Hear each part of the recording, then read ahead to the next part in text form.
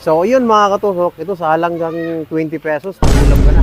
Tatlong hotdog, dalawang fishball, dalawang chicken balls, dalawang kikiam. Okay, let's go.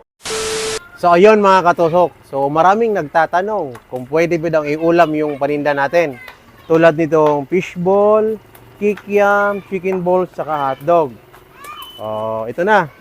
Yes, pwede pong iulam. So, ito may dala tayong kanin. Yan, may kanin. Medyo matigas na nga to.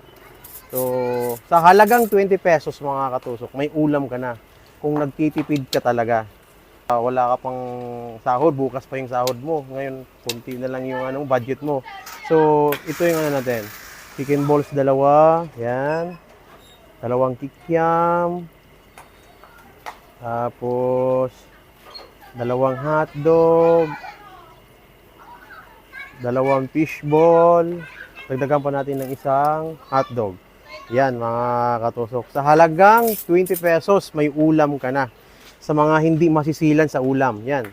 Tapos, lagyan natin ng sauce mga katusok ng matamis. Yan. Oh. Ito yung mga nagpapasarap. Kumbaga, isabaw mo yung sauce. Yan. Diba? So, yun mga katusok. Ito sa halagang 20 pesos, may ulam ka na. Tatlong hotdog, dalawang fishball, dalawang chicken balls, dalawang kikiam. Yan o.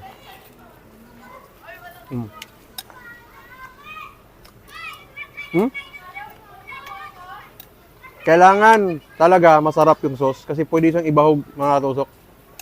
Yan o. For example mga katusok, bukas pa yung sahod mo. Ngayon, wala ka ng pamasahe. Kunting-kunti na lang, kunti ang budget mo na lang. 20 pesos na ulam, pwede na.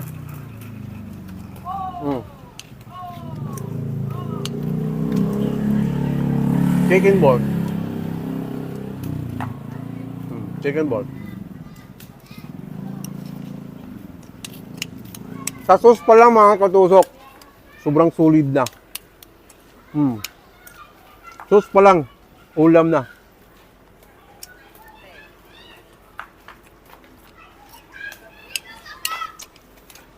Yan. Yan.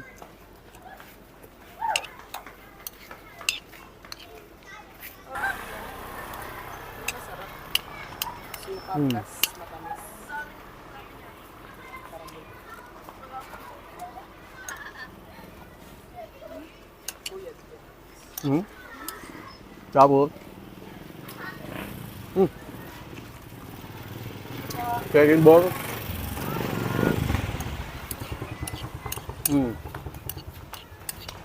Sa halagang 20 pesos mga katusok, mabubusog ka na kung ikaw ay nagtitipid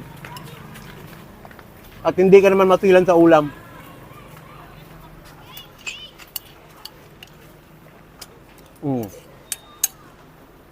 Alam niyo kung anong nagdadala dito?